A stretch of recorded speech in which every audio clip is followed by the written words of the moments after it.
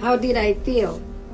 I felt as if we were taken here to be killed. I could not be whipped.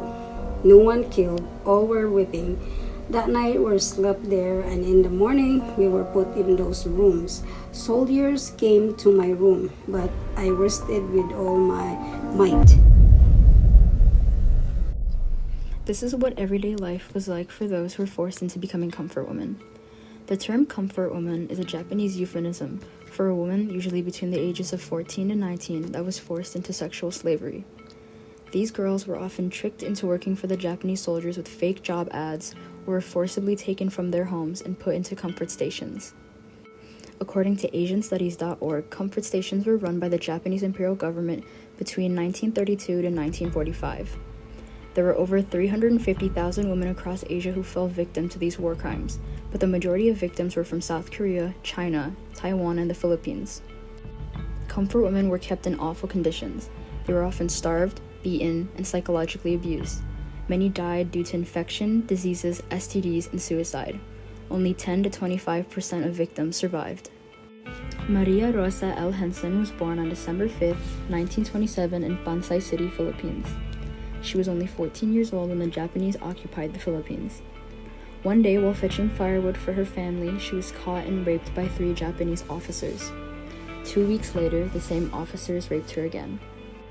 Angered by what the Japanese did to her, she joined the Hukbalahap, an anti-Japanese guerrilla group. A year later, she was arrested and taken to the garrison where she was forced to become a comfort woman. She met 6 other women during her time in the garrison.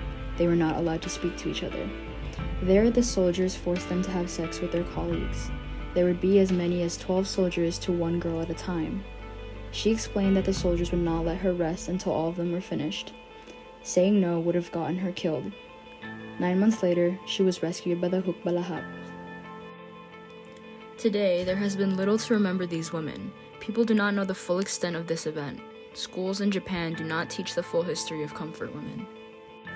Maria's story and many other women's stories can be found at www.awf.or.jp. 題があるよみたいなのは多分習うけど、それがどう問題になってるかとかはあんまりわかんないです。内容もあんまり。私は授業でその慰安婦問題に関して習ったことがちょっと記憶にないです。I made high school students in Chicago take a survey on their knowledge of comfort women. 71.4% have never heard of a comfort woman before. 14.3% can describe what a comfort woman is.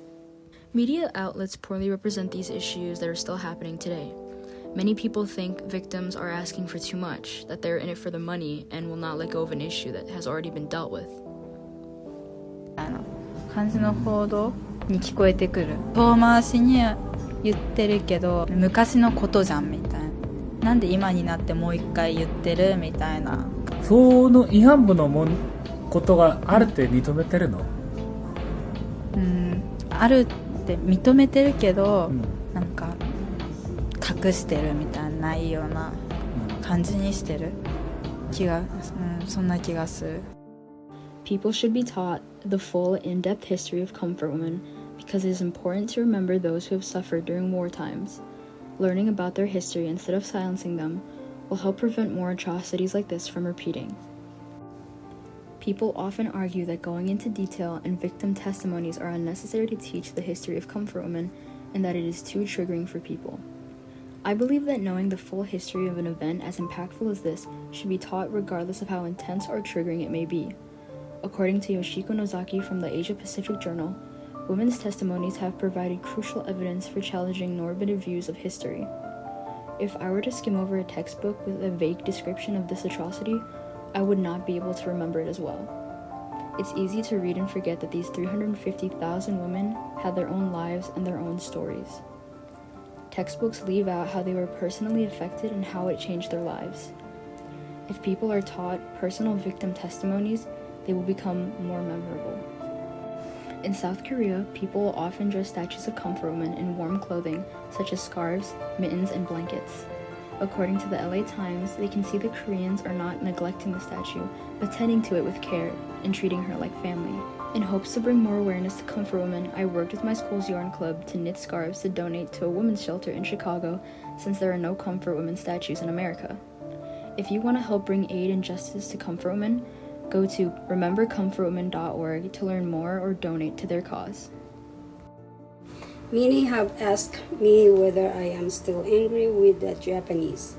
Maybe it helped that I have faith. I had learned to accept suffering. I also learned to forgive. Telling my story has made it easier for me to reconcile with the past, but I am still hoping to see justice done before I die.